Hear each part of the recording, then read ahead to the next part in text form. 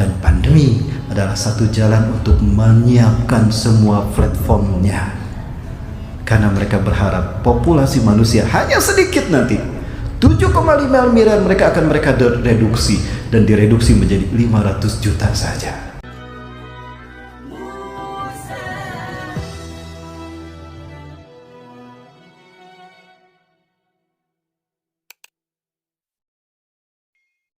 Ya, Rasulullah tadi satu fakta nyata.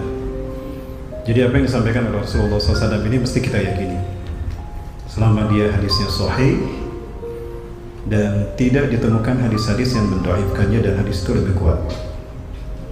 Setidaknya ini menjadi satu cerminan bagi kita bahwa orang yang melangkahkan kaki dan menuju kebaikan itu pasti akan Allah tunjukkan kemuliaannya. Dan jika seseorang mendapatkan kemuliaan di kuburnya, maka dipastikan kemuliaan itu akan berlanjut sampai dia bertemu dengan Allah Azza wa Jalla. Karena Rasulullah SAW menjelaskan, siapa yang Allah berikan kemudahan di alam kuburnya, Allah lapangkan kuburnya, Allah berikan kenikmatan dari kenikmatan surga yang Allah janjikan pada yang di kuburnya, maka itu akan menjadi jaminan kemudahan di yaumul ba'ats, kemudahan baginya di yaumul mahsyar, kemudahan baginya di yaumul hisab, kemudahan baginya di yaumul mizan, kemudahan baginya di yaumul jaza, bahkan kebahagiaan yang hakiki baginya di yaumul akhir atau di yaumul khulud. Ini para sekalian, mudah-mudahan kita diistiqomahkan Allah selalu hadir dalam majelis ini. Siapapun yang menyampaikannya sesuai dengan Quran dan Sunnah. Betul Bapak Ibu? Amin ya rabbal alamin. Bagaimana kabarnya Bapak Ibu? Sehat? Ini Bapak Ibu masih bersemangat? Bapak Ibu mau masuk surga? Yang jawab sedikit, berarti peminatnya sedikit ya surga. Bapak Ibu mau masuk surga? Semangat. Bu mau masuk surga Bu? Sebentar ya Bu, Pak dengerin Pak, ini ibu saya tanya. Bu mau masuk surga Bu? Mau tanpa hisab atau mau mampir dulu di neraka? Tanpa hisab. Kalau kami berjihad di jalan Allah, mati syahid, alhamdulillah dijamin surga tanpa hisab. Kalau ibu mau ikut berjuang juga? Nah, cuma satu orang. Saya tunjukkan pada ibu-ibu ini, ibu-ibu yang mau masuk surga tanpa hisab, tanpa mampir ke neraka, langsung di padang mahsyar disuruh ke surga. Ya, ada satu jalan bagi ibu-ibu untuk mendapatkan kemudahan masuk surga tanpa hisab. Mau Bu? Mau diamalkan tanpa ragu?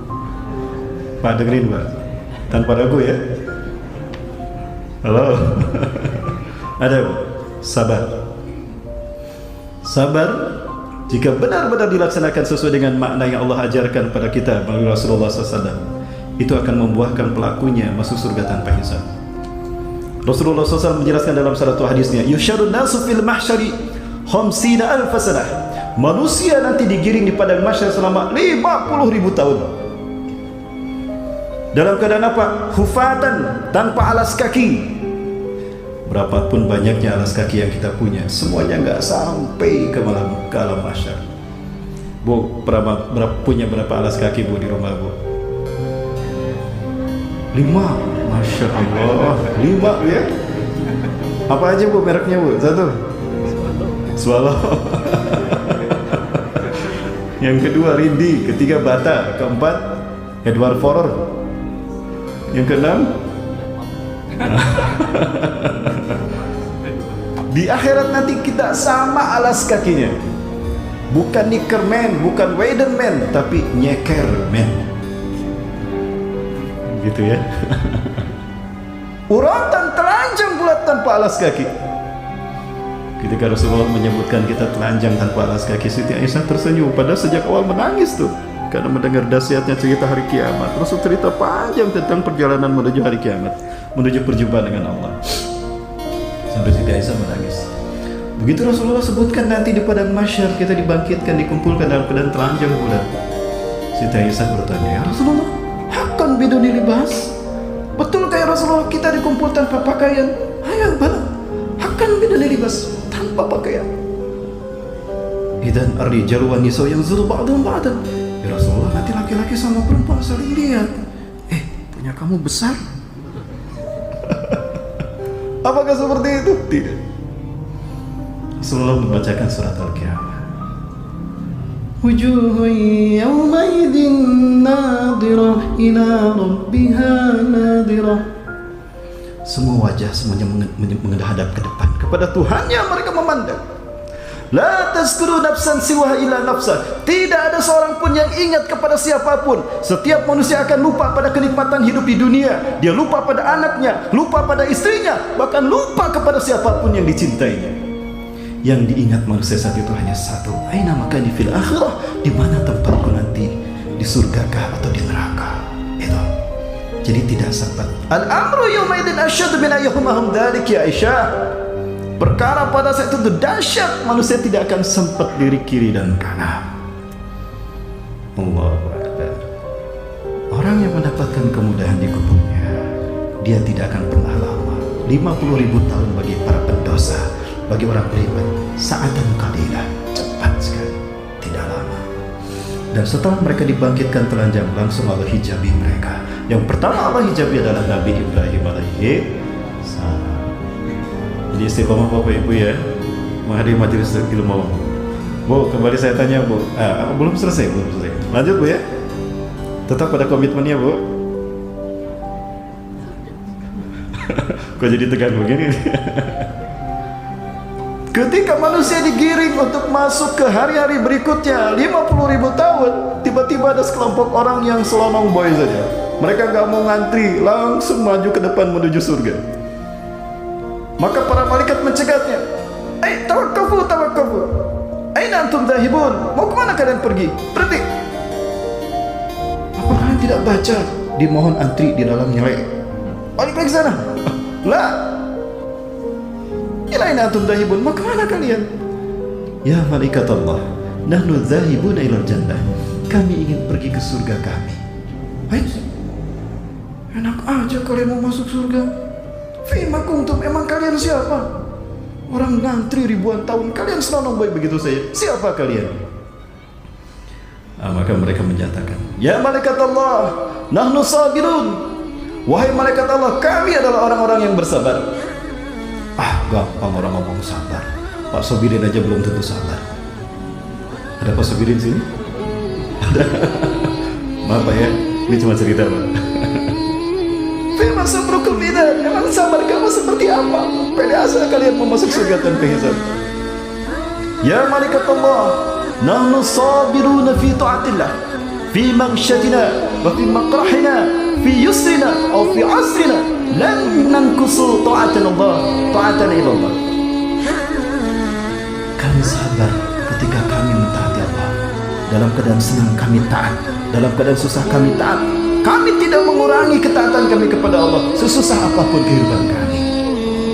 Wa nahnu sabirun an ma'siyatillah. Dan kami adalah orang-orang yang bersabar dalam menahan diri dari melakukan maksiat. Betapapun kami susah hidup kami, betapapun kami hidup menderita, ketika ada perbuatan dosa, kami diiming-imingi dunia dan maksiat. Tidak. Kami jaga akidah kami dengan kesabaran kami. Huwa sabruna ya malaikat Allah. Itulah kesabaran kami. Apa kata malaikat? Dan antum kama kuntum. Benarlah kalian. Sholatum. Benarlah kalian. Kalian memang orang yang bersabar. Maka dibukakanlah pintu surga untuk mereka. Maka mereka masuk surga tanpa hisab. Bu, jadi gimana Bu? Mau melalui pintu sabar masuk surga tanpa hisab Bu?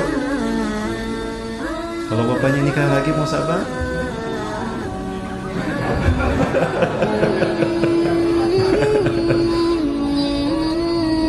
Katanya mau masuk surga dan bisa. Ya, pertanyaan yang susah dijawab ya Bu ya.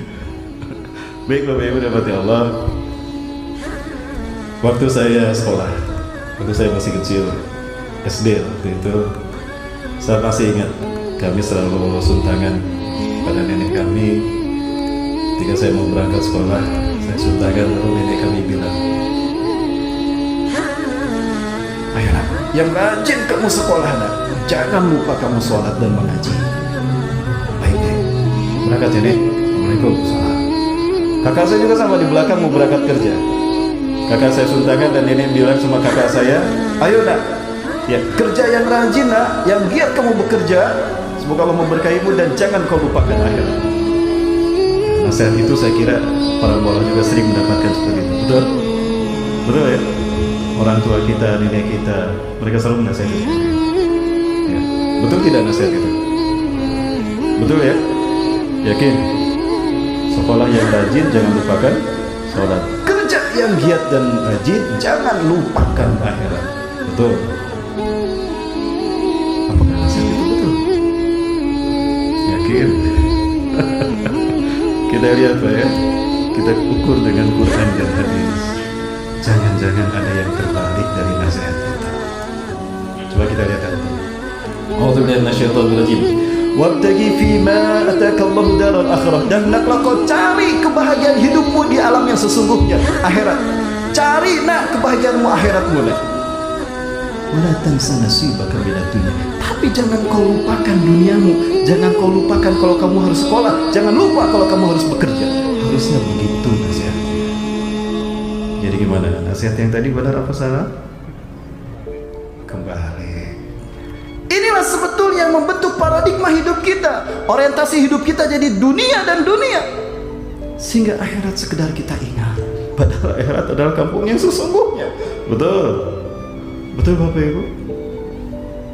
Belakangan saya baru sadar, oh berarti nasihatnya kebalik ini. Pantes kita seharian habis nyari dunia, lalu sisanya baru untuk kita akhirat. Allah Akbar. Ini filosofi yang salah yang harus kita tinggalkan. Orientasi hidup kita yang harus kita rubah. Harus kita reorientasi kembali visi misi hidup kita di dunia. Yang benar adalah carilah akhiratmu. Kejar akhiratmu nak. Jangan kau lupakan sekolah. Raih surgamu nak. Jangan kau lupakan bekerja. Yang benar seperti itu. Tapi demikianlah kebanyakan manusia. Mereka lebih cenderung hedonis, materialis belakangan ini. Karena memang begitulah dunia. Indah di mata kita, indah di mata syahwat. Pada dunia tidak ada artinya dibandingkan dengan akhirat. Apa sebetulnya yang kita cari di dunia Pak? Bu, kalau tidak salah ini yang kita cari di dunia, betul? Kenapa Pak? Ada yang kurang? Ada yang kurang? Ini kan yang kita cari di dunia. Pertanyaannya, dari semua hal yang ada yang isi dunia ini, apakah sudah kita dapatkan semua? Belum. Belum Pak. Usia Bapak udah berapa Pak? Masih banyak yang belum Bapak dapatkan. Usia sudah berapa Pak? Jadi saya tanya, dunia itu dekat apa jauh Pak? Jauh. Sementara akhirat dekat. Dunia itu jauh, akhirat itu dekat. Sedekat kematian kepada kita. Dunia itu jauh karena kita belum tentu mendapatkannya. Betul? Ah itu dia Pak. Tadinya saya mau gambarkan ini, cuma sayang sekali terlalu soleh akhwatnya. Saya ganti sama ini aja. Akhwatnya terlalu soleh. Ya nanti aja lah jadi pasangan saya di akhirat ya, di surga. Iya, saya ngomong gini kan istri saya gak ikut. Coba ikut saya gak berani. Ya mumpung yang di sana bukan istri saya. Gitu Pak ya. Subhanallah. Ya Ustaz, tapi kan kalau kita hidup di dunia ini juga harus kita kuasai. Kalau kita terus urusan akhirat, kapan kita akan menguasai dunia? Betul. Kita harus seimbang Ustaz antara dunia dan akhirat. Betul, harus seimbang. Oke, kita bicara serangkaian keseimbangan antara dunia dan akhirat. Jika kita harus adil antara dunia dan akhirat, baik, seperti apa konsep keadilan yang benar di mata Allah dan Rasulnya? Kalau kita takar keadilan kita dalam menyeimbangkan hidup kita di dunia dan akhirat, ya, kira-kira berapa persen dunia dan berapa persen akhirat?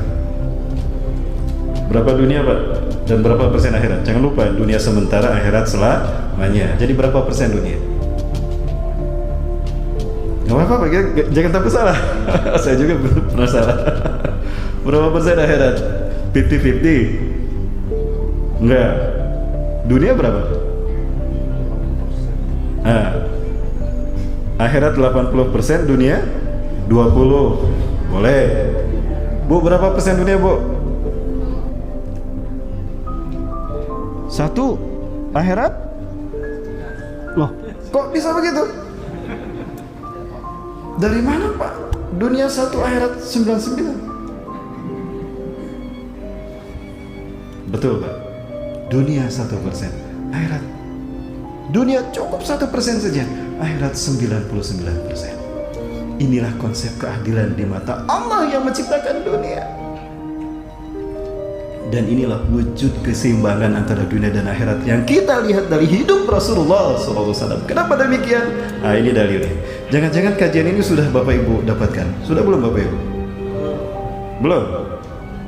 Belum ya? Jadi gimana lanjut? Kalau sudah, saya ganti jemaah. Saya ganti judul jadi COVID-19. Baik. Karena Inna Rasulullah sallallahu alaihi wasallam yaqul, sesungguhnya Rasulullah SAW bersabda, ja'alallahu rahmatan mi'ata juz'in. Allah menciptakan rahmat untuk makhluknya 100 bagian. Jadi Allah menciptakan rahmat bagi hamba-hambanya, semua makhluknya 100 bagian.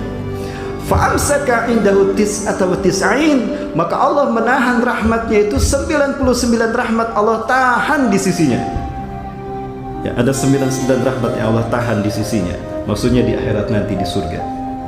Wa anzala fil ardi juz'an wahidan, dan hanya satu rahmat yang Allah turunkan ke dunia, yaitu rahmat Baikuni.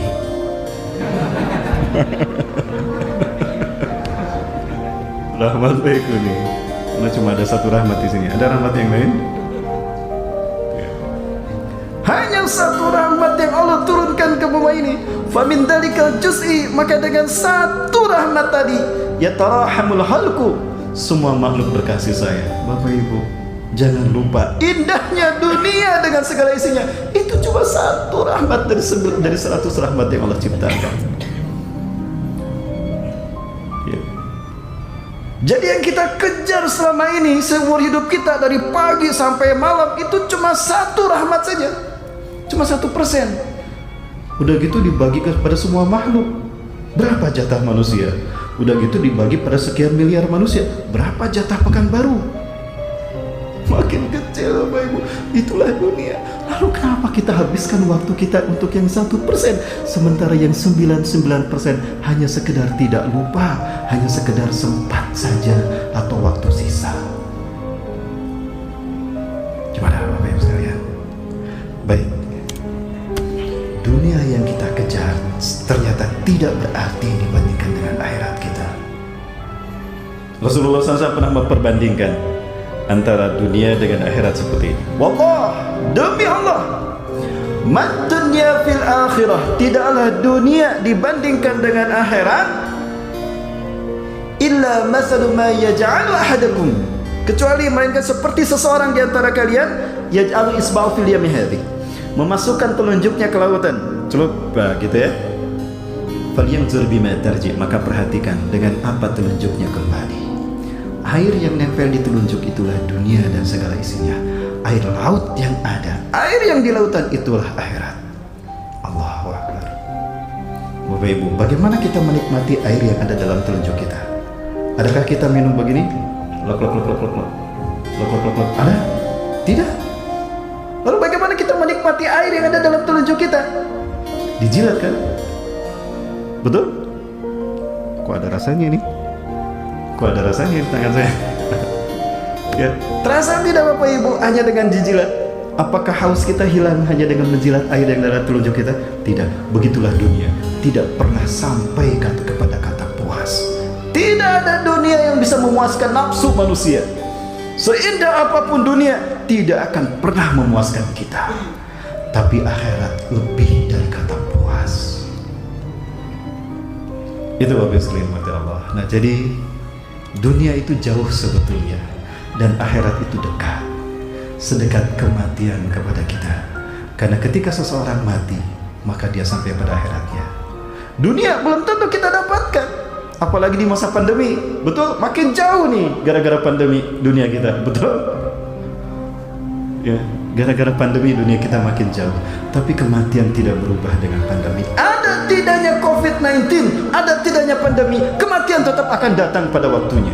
Pandemi bukan penyebab kematian, hanya menjadi satu dari sekian banyak jalan menuju kematian. Lalu kenapa harus kita takutkan? Ini konspirasi Bapak. Suatu saat akan saya sampaikan.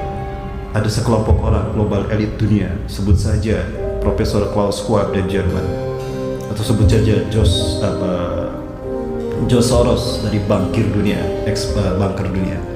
Ya, ada beberapa perusahaan besar, Bill Gates, ya, sang maestro di Microsoft, British Petroleum, Mastercard, bahkan PBB, IMF ikut bagian dalam untuk meriset peradaban. 2021 ini mereka berambisi meriset peradaban kita. Sistem politik yang baru, sistem finansial yang baru, sistem ekonomi yang baru, bahkan agama yang baru. Itu Bapak Ibu. Dan pandemi adalah satu jalan untuk menyiapkan semua platformnya. Karena mereka berharap populasi manusia hanya sedikit nanti. 7,5 miliar mereka akan reduksi dan direduksi menjadi 500 juta saja. Cara yang paling hebat yang paling efektif untuk memusnahkan populasi manusia, reduction of population, pandemi COVID-19. Nanti akan ada lagi virus-virus yang lebih dahsyat, Pak. Ada virus berikutnya, H5N8. Dulu kita mengenal H5N1, virus flu burung yang hanya menyerang Jawa. Itu gara-gara dendam Amerika kepada Indonesia yang dibongkar oleh Menteri Siti Fatilah Supari. Sampai malu tuh wajah-wajah PBB dan WHO, dipermalukan langsung di markas PBB.